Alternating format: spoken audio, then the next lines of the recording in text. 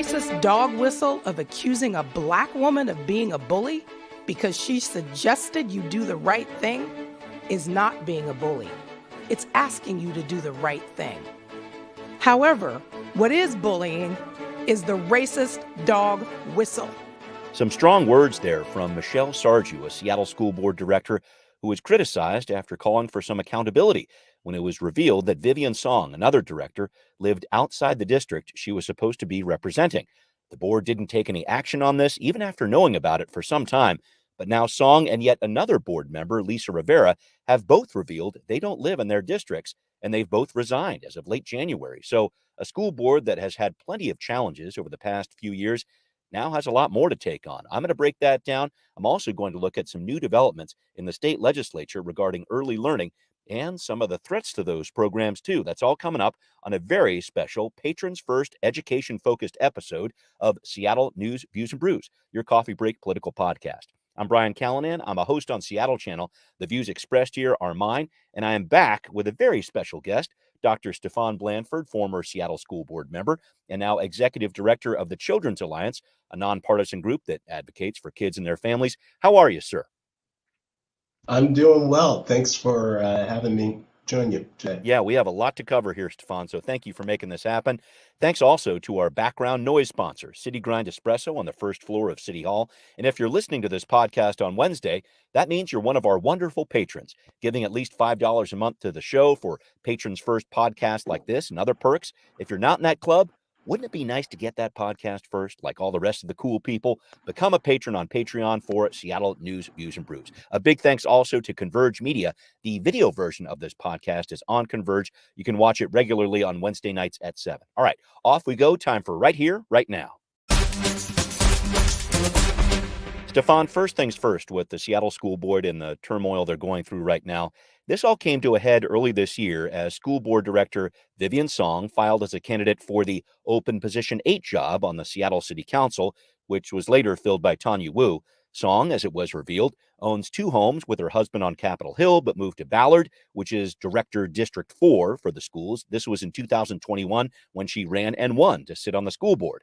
She noted that she, quote, gradually moved back to Capitol Hill in 2022. This is reported in the Seattle Times. She notified the school district, but the district allowed her to keep on serving, even though the state law says you have to live in the director district you say you're representing. Stephan, I have so many question marks on this one, but I just wanted to get your assessment. How did this all break down? How did the school board act in all this? Give me some thoughts on this, please. My understanding, and I've had some conversation with Director Song, former Director Song, is at the point where she was filing, she lived in the appropriate neighborhood in order to run. And then life situations changed and she ended up moving to a different place. In my mind, it doesn't really matter where you live when you are a school board director. It matters that you're able to serve the community, particularly given the fact that you run representing a individual district, one of 7 districts, but you also run statewide or citywide. Right. Citywide, right. And voters from all parts of the city get a chance to vet you and vote for you or vote for your appointments. And so once you file and they check to make sure you're in the right place, if you have a legal residence there and they check that, then at that point, in my mind, you don't really lose anything. And the school district loses something by the fact that they now have 2 vacancies. Interesting. I guess, did this ever happen when you were on school board in between 2013 and 2017? No, no one checked. Yeah. Would be my response to that, right? Yeah. Someone, the King County elections checks when you first file, and then it is assumed that you are where you're supposed to be. Yeah. I guess just coming at it from the other side, I think some people in the community, clearly, Ms. Sarju was one of them, was saying, wait a minute, I thought we had this law that said we're supposed to be representing this area. We should be in this area. I think about people in the city of Seattle who voted to have their city council districts not too long ago in 2013. And I think this is something that makes sense to people if we have these districts set up with these people where they're supposed to actually be in that district and live in that district. I just wanted to present another side of the argument because I feel like this is very confusing for people, Stephan. Yeah, it's very unfortunate in a lot of ways. I've got to know Director Song and like her. I also like Michelle Sarju. I actually Yeah. recruited her to run for that position, and Oh, so wow. it's unfortunate. I think it's most unfortunate for the kids in that now you have 2 vacant seats, and there's not a whole lot of people lining up to fill those seats. It's what we called it in the past, the most thankless job in Seattle. I know you've said that to me before too, and that's really where I wanted to go with this. What impact does this have on the board? What does it have on the, I guess, education writ large in the city of Seattle? Talk to Yeah. me about that, please. Yeah, that's a great question to ask. I've been on record saying that the first couple years you are drinking from a fire hose, just trying to figure out how to manage a very complex billion-dollar Hmm. organization. And so that all of that is just evaporated with two directors, being forced to leave, and whoever replaces them, they're going to cut in. And it's going to take quite a while for them to get up to speed. Right. Again, the kids are the ones that lose in that equation. Yeah. Help me make that connection between someone who is a school board director and the education that kids are getting. You went through that fire hose initiation, I know, of learning everything there is to learn about that. What is that causal connection? I guess it's a matter of knowing where budget dollars need to go, or how do you make that connection between the job a director does and what kids learn in school? How do you think that's connected? Well, the research would say that there is a very definite connection. A high functioning school board usually results in higher student achievement, which is Hmm. what we all want, which is, Right. when I was on the campaign trail, that was the thing that parents said that they wanted the most, to see Of all course. kids achieving at higher levels, and particularly for those kids who are behind, that they're catching up. And so there's a lot of research to show that a good school board leads to better outcomes. It leads to superintendent retention, Mm-hmm. which is even more highly correlated with improved student achievement over time. So Yeah. all of this turmoil has just caused a lot of upset, I think, for the wrong reasons. Yeah. Ultimately, it's not the most attractive job.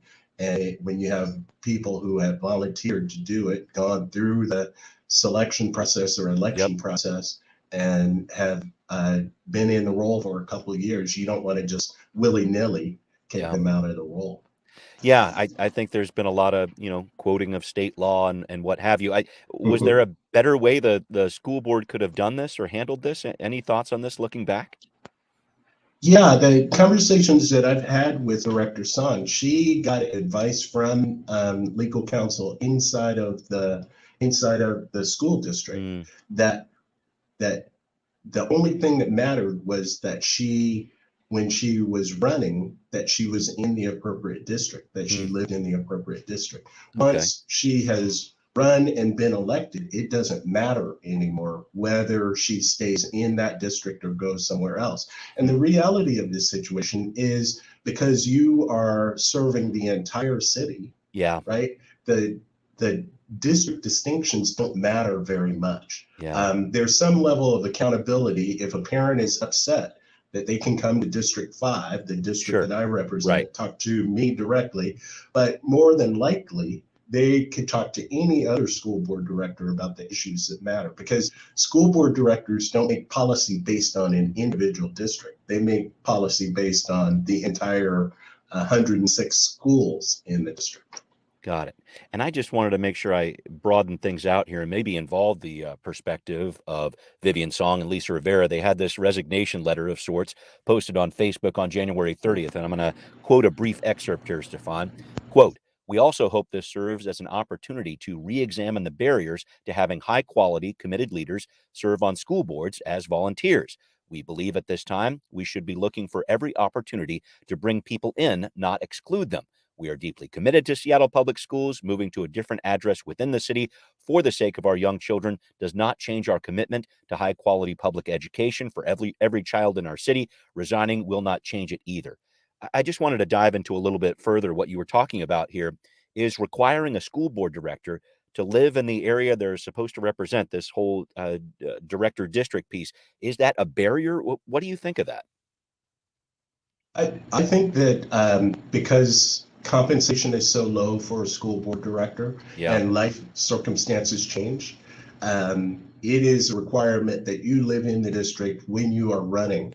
But after you have been elected, there's no reason that you can't move to another part of the city and still serve the constituents. I served on the school board, like you mentioned, between 2013 and 17, and more recently, just in the last couple weeks, went down and provided testimony in the state legislature, Right. arguing that we should have the capacity to pay directors a wage that is commensurate with the amount of work that they're putting in. Currently, it's $50 a meeting. And when I was a school board director, I didn't even try to get that $50 a meeting because you have to fill out so much paperwork. It didn't make sense to do so. We can't recruit high quality candidates to run for school board when the compensation for it is that low. Because the reality is a good school board director will spend somewhere between 30 and 40 hours a week doing the work of being a school board director. And there are very few people who can afford to do that, volunteer that much time without some form of compensation. It makes sense to me. I guess I'm just kind of looking at it though, and I don't know what the feedback from the state was, but I think, gosh, I'm trying to figure out where the state puts its education dollars. They're all so precious. And I know a lot of people say, wait, let's make sure we put them into building schools. Let's make sure we put them into these other programs. But this sounds like an important piece of it too. Help me make that connection, because I understand what you're saying in terms of attracting talent or what have you. But at the same time, those education dollars are very precious. Right. They are precious, but it is also $1.7 billion institution. And you wouldn't just get anybody off the streets to fulfill that role. At the top of the org chart, ultimately, because the board fires the superintendents, they have a responsibility for the entire organization. And you want people who are qualified and talented to be able to provide that type of leadership. Wow.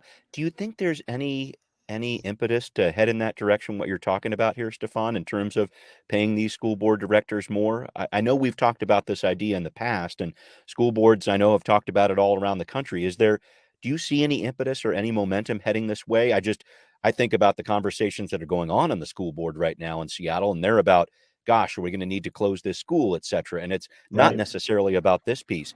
Any momentum heading this way? No, Yeah. unfortunately, that bill is one that runs almost every legislative session. I provided testimony a couple of weeks ago, and as for right now, it's dead. It is Wow. not moving forward to final passage. Wow. I guess just wrapping up your thoughts on this about what's ahead for the Seattle School Board. Again, they have to fill a couple of vacancies here. Again, it's a very difficult job to recruit people for. Some thoughts about what's next for the Seattle School Board as they kind of battle their way through here over the next couple of weeks and months.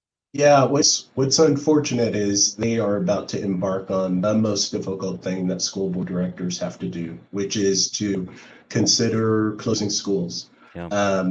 I did some research recently, and they have a budget deficit of $131 million, and that number is only going to get larger.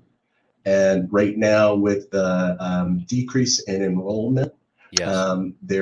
they have to seriously consider closing some schools. And that's the most difficult thing, because then you get families and communities that have relied on those schools for decades, and people come out in droves to try to protect their school. And so it's going to require some great leadership, and I hope they have that capacity. Yeah, I know they've got a lot ahead there. So we will definitely keep track of what's going on with that on the podcast. I'm going to keep a little closer eye on that for sure. And Dr. Blanford, I really appreciate your insight on that. But I did want to make sure I talk with you, especially about a topic up next here, a look towards Olympia for some early learning bills that affect kids, affect young families, and perhaps a lot more people than you might think. Some action from the Capitol on Now Hear This. I attended a rally recently on the steps of the Capitol in Olympia here in mid February and saw the energy growing, along with some anxiety, over a series of bills related to early learning that are making their way through the legislature, or not making their way in some cases. Care providers joined with students and policymakers and heard from legislators like Emily Alvarado, the state rep from the 34th District in West Seattle, about how the need for childcare touches so many lives. I don't need to tell this group of people at all, but it is worth repeating that childcare, high quality childcare and early learning is good for our kids, it's good for families, and it is absolutely necessary for our economy. Stephan, I really thought that Representative Alvarado framed it up nicely. Childcare goes way beyond a family issue and really turns into an economic one. This was reported in the Washington State Standard, and I know I've talked about this with you before. The state's estimates say that more than 300,000 children under the age of 5 need care because both parents are working, but only about 27% of them have access to a nearby licensed provider. And that's just access geographically here. That's just one piece of the puzzle here. I wanted to talk about that kind of jarring statistic and also the legislative agenda that Children's Alliance is bringing to the table this session. Talk about that and what's at stake here, please. Yeah, there is no doubt, and we are very fortunate now to have a lot of different organizations that have never been in favor of childcare. All of a sudden, they're saying, "Hey, this is important." Right. You're talking Chambers like of Commerce, business chambers. Okay. Yeah. yeah, Chambers of Commerce, the Association of Washington Business now knows that childcare is critically important to the restart of the economy. The one thing that I frequently, when I'm talking to legislators, I try to bring up is I was on a panel with a researcher at Washington State, and she was talking about the fact that women's participation in the workforce has dropped to levels that it was at in the mid 1970s. Wow. Because of the absence of childcare. Women have to go back to taking care of their children at home and are not able to participate in the economy. And it's having a disproportionate impact on women as opposed to men. And so that's one of the arguments that we make. I also make the argument that the childcare sector is the third lowest paid profession in Washington State. And I get something going, that is so important to our future, taking care of our kids. Those kids will not do well in the K-12 space if they haven't had access to high quality childcare. And so we're trying to elevate that issue with legislators and get laws passed that will change that outcome. Can you go into some detail? And if you don't have all the bill numbers at your fingertips, I understand, because these things fly fast and furious around there. But could you review maybe some of the top priorities in terms of actual bills that the Children's Alliance is trying to support here? Sure. We've got several bills that are still, we had a very ambitious legislative session agenda. And some of the things that we put forward have not gone forward, have not actually gone through the process. But things that we're pushing really hard on are, by and large, trying to figure out ways to improve subsidies to low and middle income families so that they can afford the cost of childcare. Grants that will build facilities, childcare facilities, particularly in childcare deserts, areas where there's a low percentage of childcare and high need for childcare, and then figuring out ways to incentivize businesses to take on the childcare responsibility. We're also working on a number of health equity issues and progressive revenue so that the state has money to be able to take care of its responsibility And I'm Yes. going to get into that money piece with you in just a minute here, but I did want to make sure that I drew attention to that. I've looked at your legislative agenda, and you're right, it is ambitious. There are literally dozens of bills on there that you're looking at. But I thought it was interesting that it's not only focused on the early education part, but there are some health measures involved. There are some different economic drivers involved there. I guess I just wanted to talk to you about this as an advocate. It's not just that you're staying in this education lane completely. There are so many other pieces here, like health, like the economy, that touch it. You've Oh, got yeah. to be pretty adept at talking about those parts of this too. Yeah, it's exciting. I tell people all the time that when I was a school board director, I advocated for 54,000 students, which was the enrollment of Seattle Public Schools at the time.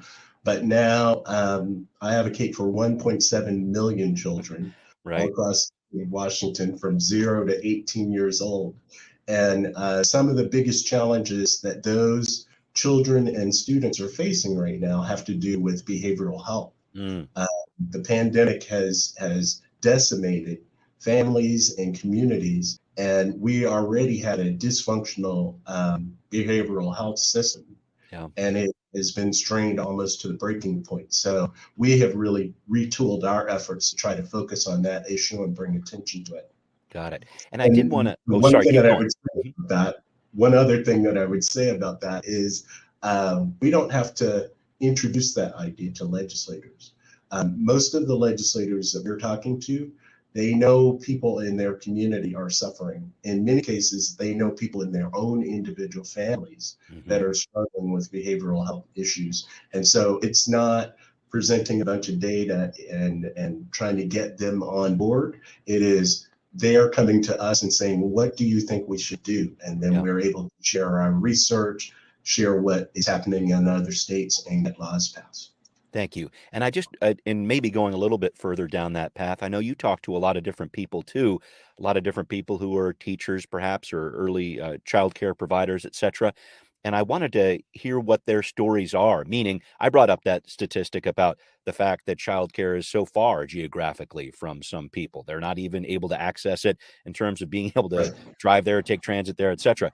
I know the cost is an issue. Can you run down just some of those different stories that you hear about these different challenges that people have in getting childcare and what that means for their families and for these kids?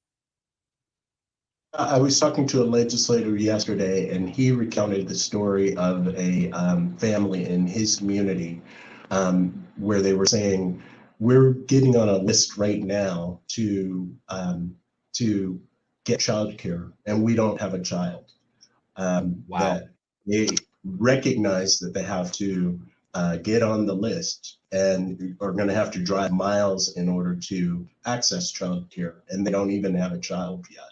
And that highlights the fact that there are huge childcare deserts in our state where there's inadequate supply and lots of kids. And I know as an education researcher, that is a recipe for disaster because there is a tight correlation between access to quality childcare and doing well in the K-12 years. Yeah. So we're battling mightily to try to bring that issue to bear and get some investments going. Yeah, and what I hear a lot in the Seattle area specifically is just the cost of childcare. Can you touch on that piece too? Mhm. Because I think that can be a major barrier as well. Yeah, you hear stories all the time of people paying more in childcare than they're earning, Yeah. right? And so having to make really difficult choices. I know when I was pursuing my doctorate, we were paying more in childcare than I was paying in tuition. Wow. And I hear stories all the time of families having to make really difficult choices between participating in the workforce and taking care of their children. And it has just gotten worse. I talk to providers all the time, and many providers, particularly in the Seattle area, are Black and brown women, Yeah. right, who are undercompensated to start off with, and taking care of children all throughout the city. Yep. And so there's a racial equity argument that needs to be brought to bear on this conversation. That is a great point as well. Just to wrap up here, Stefan, I think I've heard a little bit about some of these general bills that are out there that you've tried to work on when it comes to increasing access to childcare quality, high quality childcare for families out there. those bills that might not have made it that are still important to you, are there a few that you're thinking of there that that sum that up? That some of these initiatives that you've really tried to push on for a while, but haven't been able to get over the hump yet? So it's important for your listeners to know that we're in the second year of a biennium, the Right. supplemental year, Yep. which Short means that session. um, short session, it means that legislators they don't have an appetite to do big things. Yep. And so we put forward a ambitious legislative agenda so we can begin to socialize ideas that we hope will take root and get passed in the 2025 session. Mhm. Economic projections are still pretty positive. Yes. So we know that the legislature will have funds to make significant investments in the 2025 legislative session. The thing that breaks my heart is there's a whole cohort of kids who need that care now, not in a year and a half, Right. right? So we are trying to sharpen our relationships with legislators so that we can hit the ground running in the 2025 session. But the All right. reality is, and our lobbyists told us very early on, you don't expect really big things to happen in this session. Wow. Yeah, that happens a lot in these biennium budget processes. So thank you Mhm. for breaking that Yeah. piece down. All right. Well, coming up, there's another concern emerging about how our state is going to pay for all these different programs with early learning and for schools, and what could torpedo that funding completely. It's a closer look at the battle ahead for the capital gains tax on What's Next. Stephan, I wanted to switch gears to the fight over the capital gains tax. Bonus soundbite here, folks, from Representative Tana Sen of the 41st Legislative District, the Democrat from Mercer Island. And we passed the capital gains tax a few years ago to direct funding to early learning and education, and we need to make sure that we protect that funding so that we are not going backwards. Full disclosure, there's definitely another side to the debate over Initiative 2119, which would repeal the capital gains tax. I've talked about it on the podcast. Please check out your ballots and get informed about it. Some quick background on this. This is the 7% capital gains tax, applies to people who are making money off the sales of stocks and bonds, for example, does not apply to real estate. And I just wanted to talk about this, Stephan. The numbers show if this tax is taken away, it would remove about $1 billion a year from the state budget. And these are dollars that go to childcare programs and school construction, right? That's right. That's exactly right. We took a really strong position. I wrote op-eds and listened to the testimony in the Supreme Court on that particular case. And Yeah. constitutionality of it was affirmed by the Supreme Court. And so we are very concerned about this initiative that would roll it back. Because Yeah. as you mentioned, the proceeds of it go directly to early learning and K-12 construction. Yeah. And I hate to go down this path, but what if it is taken away? What does that mean? What impact would that have? It would take us back before, well, it funds Fair Start for Kids that was put in place in 2021 when the childcare sector in Washington State was about to just implode, Yeah. right?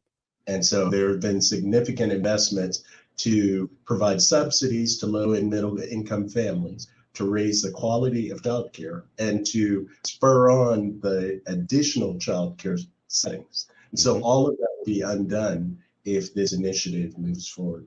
Wow.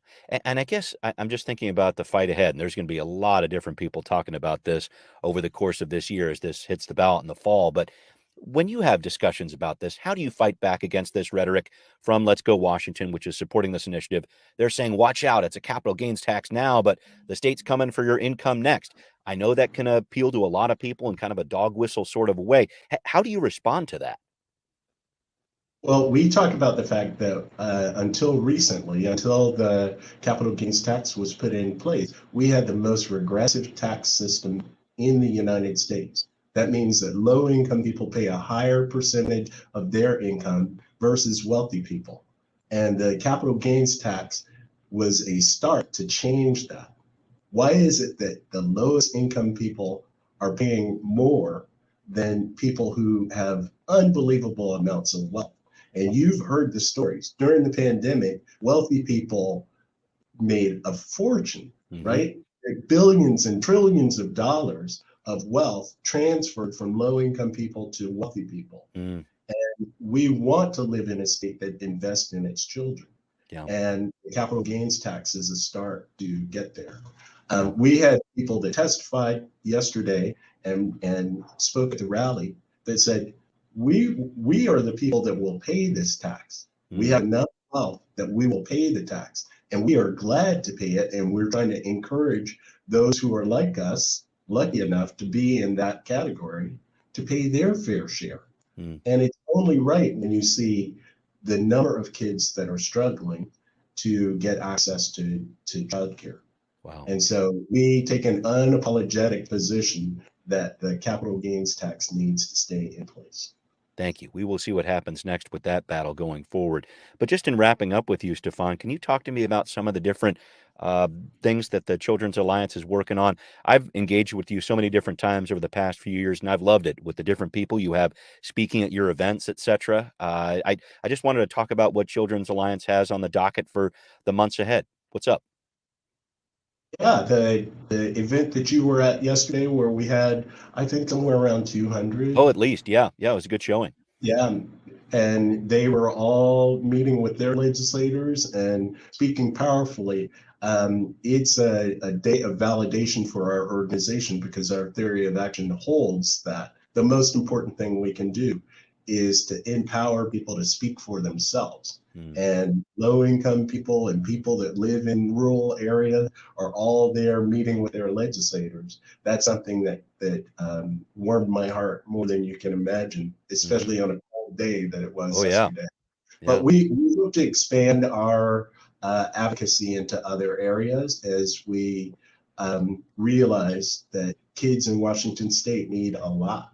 And so doubling down on the behavioral health work, looking at other areas that we have not talked about before, criminal justice or economic justice, environmental justice. All of those are areas that our children are suffering, and we want to advocate with them.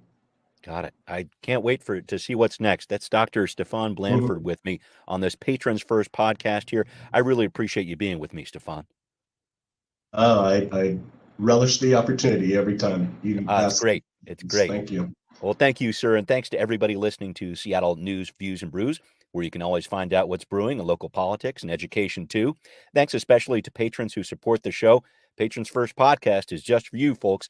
Please make sure you support us here on Patreon if you're not a patron yet. This podcast is on Apple, Spotify, wherever you like to listen. Please make sure you find us there. Thanks also for watching on Converge Media. See you next time.